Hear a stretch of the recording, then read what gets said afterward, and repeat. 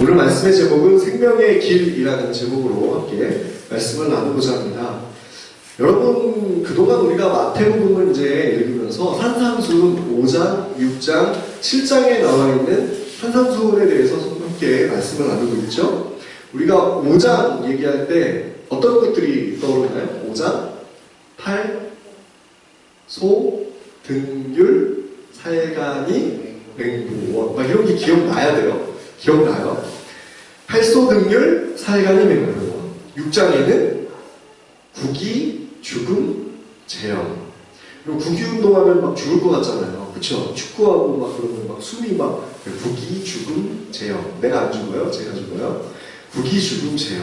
6장에 있는 거고요. 7장에는 비거구, 황조별, 주방. 이 주방장에 이렇게 거대한 분이 계신가 봐요. 비거구, 황조별, 황신가 봐요. 황조별, 주방. 이렇게 외우면 쉬워요.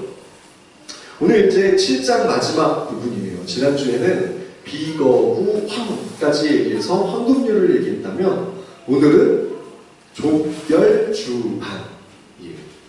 좁은 문, 그리고 열매, 그리고 주여 주여 하는 자, 그 다음에 반석 위에 세운 것. 이렇게 네 가지에 대해서 얘기를 나누고자 합니다.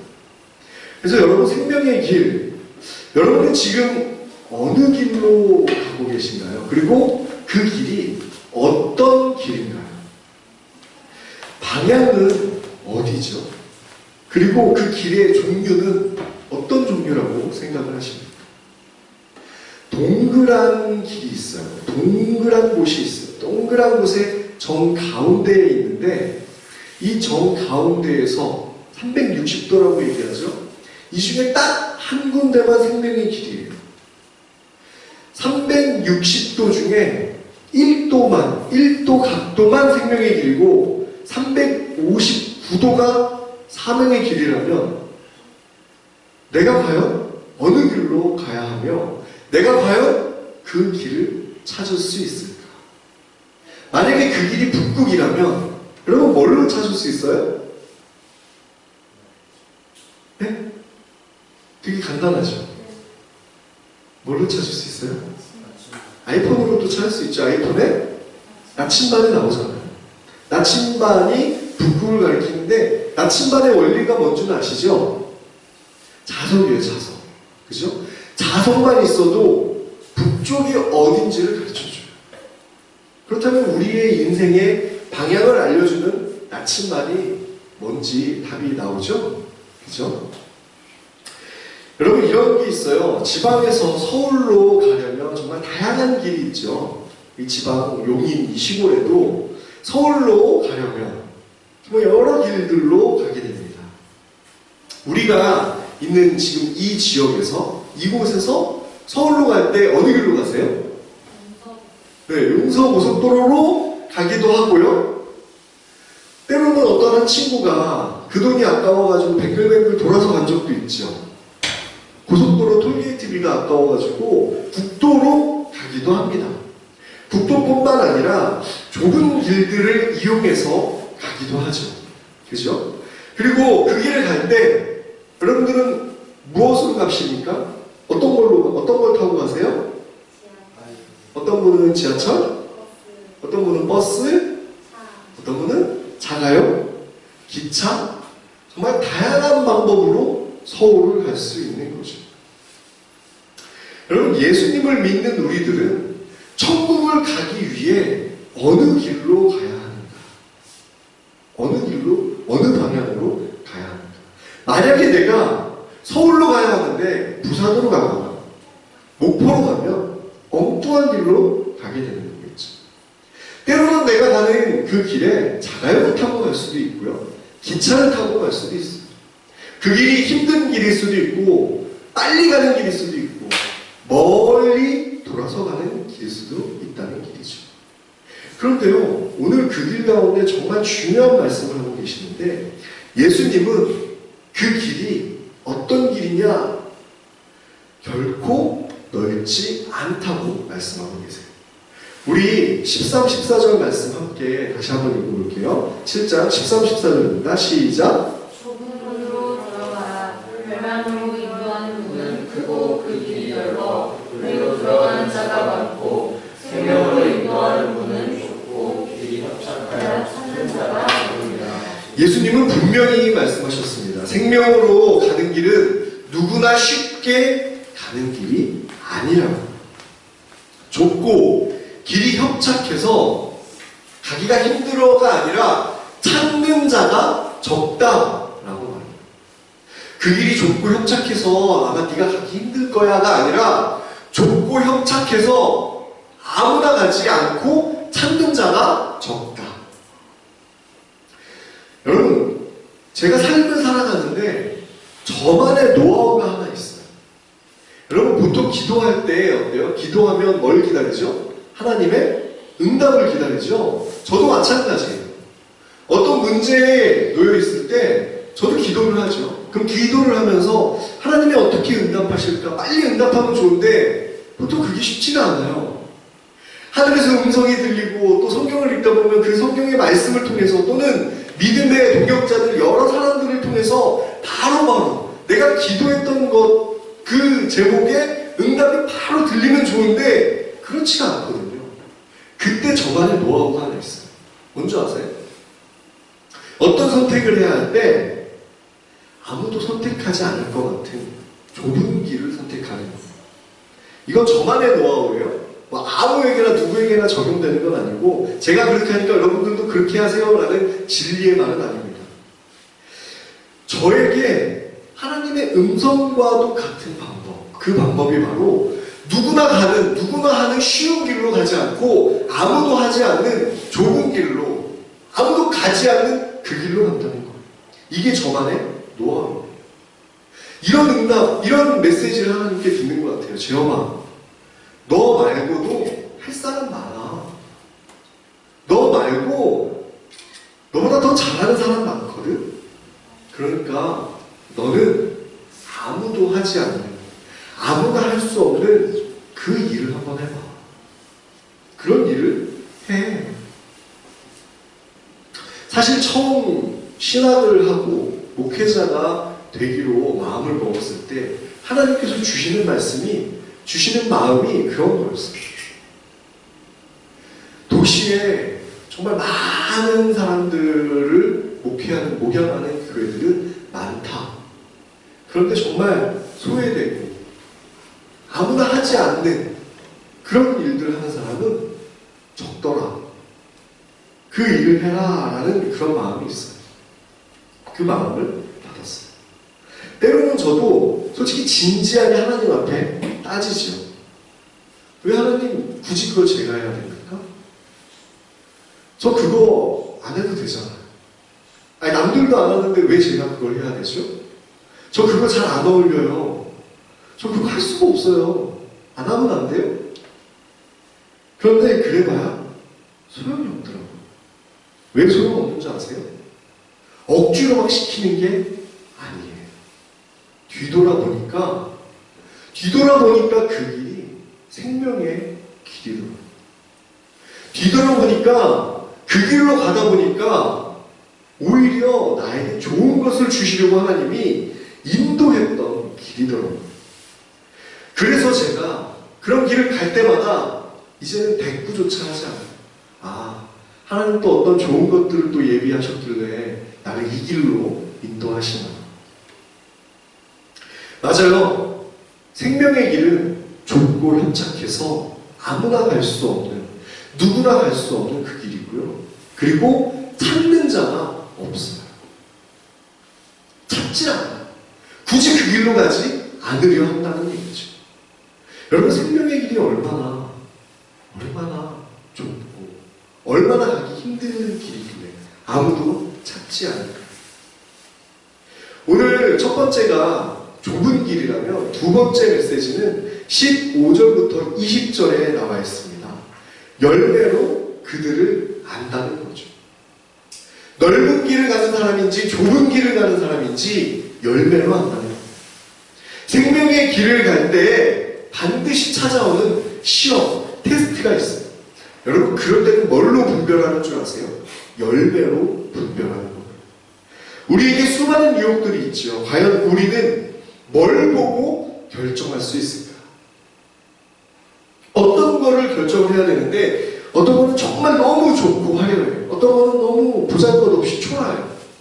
그럼 대부분이 초라한 거 선택하지 않죠. 좋은 걸 선택해요. 그런데 이 좋고 화려한 게 다 나쁘다는 얘기가 아니에요. 왜냐? 이 열매인데요. 당장 열매가 보이지 않을 수 있어요. 그죠?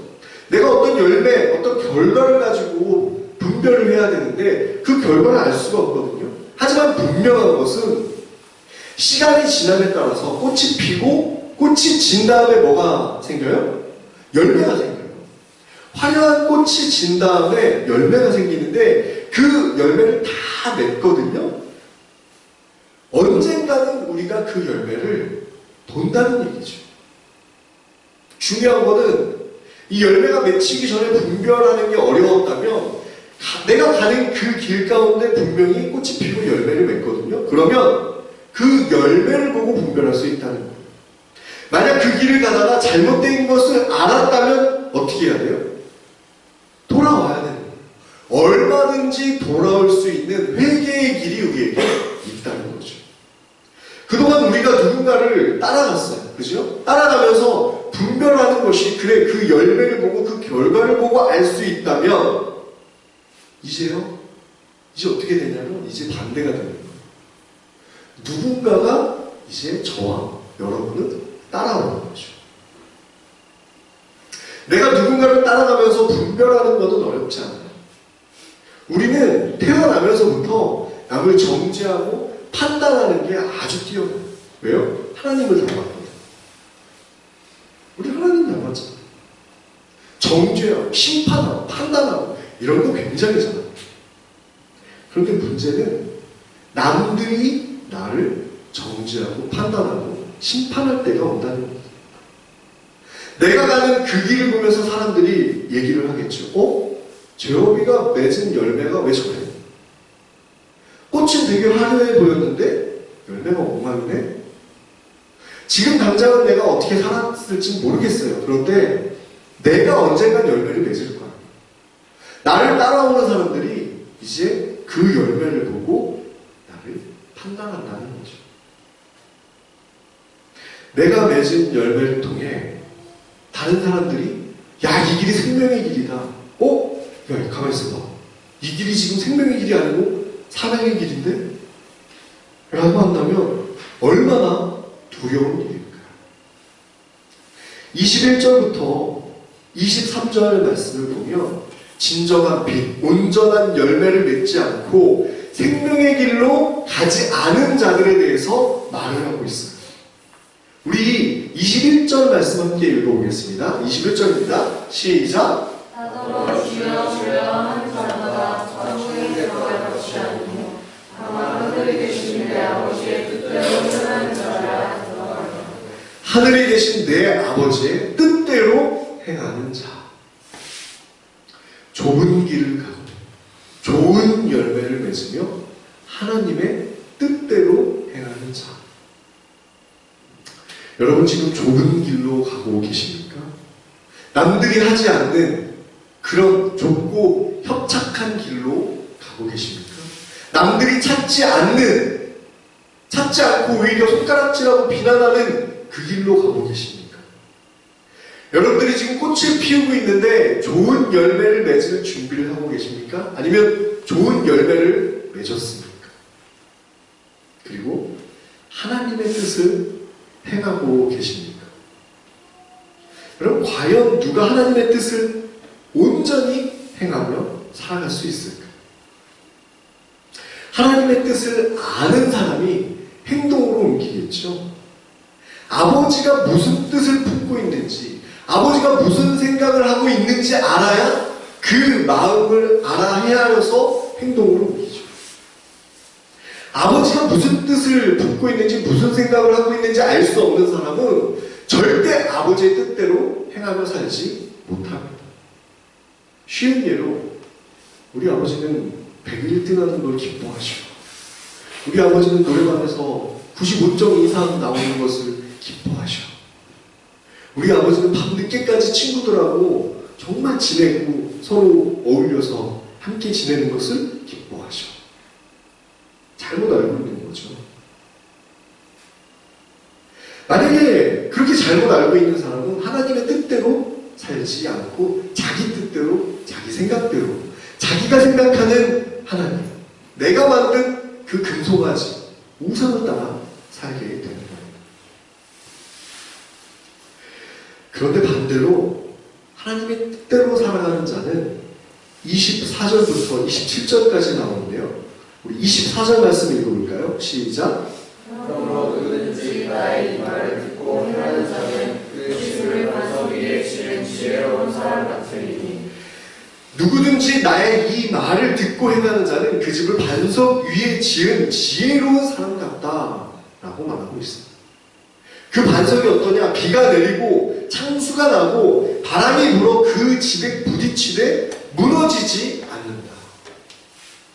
이는 주추를 반석 위에 놓은 까닭이다라고 말하고 있습니다. 반석 위에 세운 집은 어떤 외풍이, 어떤 바람이, 어떤 고난이 불어도 절대 넘어지거나 쓰러지지 않는다는 얘기죠. 여러분, 오늘 그루터기 교회의 이 뜻이, 그 의미가 바로 이거예요. 겉으로 보기에는 잘려나간 나무인 것 같지만 깊은 믿음과 신앙의 뿌리가 박혀있기 때문에 언제든지 새로운 싹이 올라오는 그것이 바로 그루터기죠. 여러분, 이 말씀을 보면 어떤 게 떠오르는지 아세요? 예수님 시대에 이런 생각들이 드는 거예요. 수많은 사람들이 분명히 이 말을 들었을 텐데 그러지 않겠어요? 이 말 안 들었을까요? 그리고 직접 예수님한테 들은 얘기잖아요. 직접 들었어요. 우리처럼 간접적으로 들은 게 아니라 직접 예수님이 그 얘기를 했는데 과연 몇 명이나 예수님의 말씀을 듣고 행동으로 옮겼을까요? 그리고 이 말씀, 이 구절을 얼마나 많은 목사님들이 설교를 하셨을까요? 그리고 얼마나 많은 사람들이 이 본문을 읽었을까요? 예수님께 직접 들은 사람들은 곧바로 행동으로 옮겼을까요? 또는 말씀을 들은, 그리고 말씀을 본 사람들은 이 이야기를 진심으로 행동으로 옮겼을까요? 얼마 전, 며칠 전에 한 친구가 아주 심한 사고를 쳤습니다. 여러분들에게 좀 긴급한 마음에 교회 그 카톡방에다 기도의 제목을 올렸죠. 정말 심한 사례였어요. 경찰관이 조사를 하시면서 자기가 경찰 생활하면서 이렇게 종합 선물 세트로 정말 다 엮여가지고 들어온 친구는 처음 봐요. 자기가 경찰 생활하면서 이런 친구를 처음 봐요. 이 친구는 운동도 했어요. 권투를 또 해가지고 주먹도 세요. 그러니까 누구 한 대만 치니까 막 전치 6주 나와버려요. 근데 사실은 이런 얘기 조서를 꾸밀 때 하면 불리하게 작용되잖아요. 또 너무 솔직하게 또 얘기를 합니다. 야, 네가 막 복싱을 하고 운동을 한 것도 아니고 왜 1000대 쳤는데 그렇게 6주가 나왔다고? 네, 복싱했는데요. 불리한 얘기는 하지 말아야 되는데. 네, 복싱했어요. 그래서 이제 다른 큰 사건 때문에 이제 다른 경찰서로 옮겨졌어요. 그곳에 가서도 경찰 아저씨가 그러셨어요. 이거는 100% 구속입니다. 구속을 피할 길이 없습니다.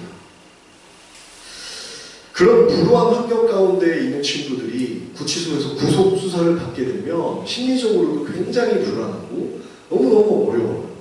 그리고 판사님이나 권사님도 너가 돌봐줄 사람이 없기 때문에 도주의 우려도 있고 또 바깥에서는 또 더 큰 사고를 칠 수 있기 때문에 구속을 해야 됩니다 라고 판단을 내려요.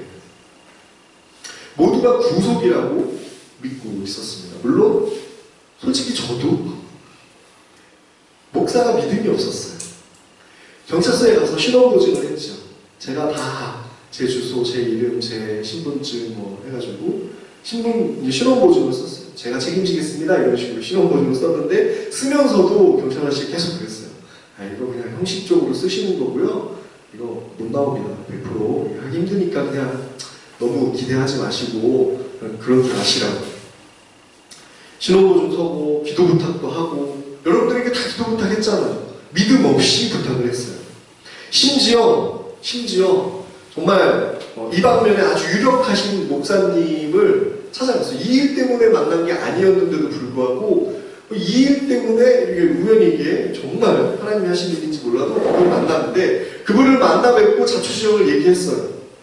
얘기했더니 그분이 아무리 생각을 해도 아무리 그런 사례들을 돌려봐도 구속이니까 차라리 내가 교도소 소장님을 잘 아니 그 친구가 위험하지 않게 좀 잘 적응할 수 있게 얘기해 주겠다. 교도소에 가서 구치소에 가서 잘 적응할 수 있게 내가 미리 그럼 얘기를 해줄게. 그렇게 얘기하고 있는데 대화 도중에 전화가 왔어요. 목사님 저 나왔어요. 어? 네가 나왔다고? 너무 믿음이 없어. 네가 나왔다고? 왜? 아닌데? 너 나오면 안 되는데? 네가 왜 나와? 목사님 너무너무 신기하고 저도 너무 기쁜 마음에 목사님께 제일 먼저 연락드렸어요. 임기범 목사님한테 전화도 안 하고 저한테 먼저 연락을 준 거예요. 그리고 이 친구가 여러 목사님과 전사님의 기쁨의 그 복음을 전하고 저는 너무 목사님 나왔다는데요. 목사님도 신이 나왔다고? 아닌데 이거 뭔가 이상한데 이게 나올 일이 아닌데 왜 나왔지? 그날 저녁에 이런 문자를 그 친구가 남겼어요. 오늘 정말 감사했습니다. 매일 까불기만 하고 말도 잘 듣지도 않는 저를 이렇게 챙겨주시고 걱정해주시는 목사님들과 전도사님에게 다시 한번 정말 감사드리고 죄송합니다. 이제부터라도 성경 공부도 열심히 하고 예배도 잘 듣고, 이 친구는 예배를 듣는 거예요. 예배를 잘 드리지도 않고 예배를 잘 듣고 매일 기도하면서 살겠습니다. 감사합니다. 꼭새 2개. 여러분 이 문자 받고 제가 무슨 생각을 했을 것 같습니까? 믿음이 적은잖아. 제가 죄인입니다. 며칠 갈까? 여러분 이 친구가 이 문자를 보냈을 때 정말 진심으로 썼겠죠. 온 마음과 정성을 다해 내가 정말 다짐하고 결단하면서 이렇게 썼을 거예요. 그죠? 그 진심이 느껴지죠. 이제부터라도 성경 공부 열심히 하고 예배도 잘 듣고 매일 기도하면서 살겠습니다. 매일 기도한대요. 그런데 제가 믿음이 없는 거예요. 며칠 갈까? 그러면서 이제 목사님들하고 통화를 했어요. 근데 죄송하지만 다 하나같이 얼마나 갈지 모르겠지만 가는 동간만큼이라도 좀 잘했으면 좋겠다 라는 얘기를 나눴어요. 우리 사랑하는 그루터기 공동체 여러분, 하나님께서 혹시 나를 향해 그렇게 생각하고 계시진 않을까? 생명의 길이 분명히 여긴데, 생명의 길이 이건데 쟤 또 딴 길로 가네. 쟤 어디로 가는 거지? 바르게 오네? 근데 쟤 며칠이나 갈까? 쟤 얼마나 갈까? 재영아, 너 지금 어디로 가니? 어느 길로 가는 거야? 오고 있는데 투덜투덜 와요. 힘들어? 에휴, 그래, 며칠이나 가나 보자. 하나님이 만약 저에게 그런 마음으로 보고 계신다면 제가 얼마나 찔렸는지 몰라요. 제가 이 친구를 이야기하면서 저의 모습을 보게 됐어요. 그 친구하고 내가 다른 게 하나가 없더라고요. 생명의 길은 좁고 협착하여 찾는 자가 적다고 말합니다. 저와 여러분이 그 좁고 협착한 길, 찾는 자가 적은 그 길을 가길 그 생명의 길을 가면서 서로 돕고 서로 의지하며 서로 힘들 때마다 손잡아주는 그런 공동체가 되기를 원하는 거죠. 그런 교회가 되기를 원하는 겁니다. 여러분, 많은 사람들이 그 길로 가지 않습니다. 많은 사람들이 생명의 길로 가지 않는다. 좁고 협착한 길로 갈 때, 생명의 길로 갈 때 오히려 사람들이 손가락질하면서 비웃을 수도 있어요. 너 왜 그 길로 가? 야, 그 길로 가면 뭐 좋은 게 있냐? 그게 생명의 길인 것 같냐? 야, 다른 사람도, 세상 사람도 다 이 길로 가는데 너도 그렇게 해야지. 왜 너가 그 길로 가? 바보냐? 하지만 그 길을 가면, 그 외로운 길을 가면서도 우리가 기쁨과 감사를 누리는 그런 시간들이 되길 간절히 소망합니다.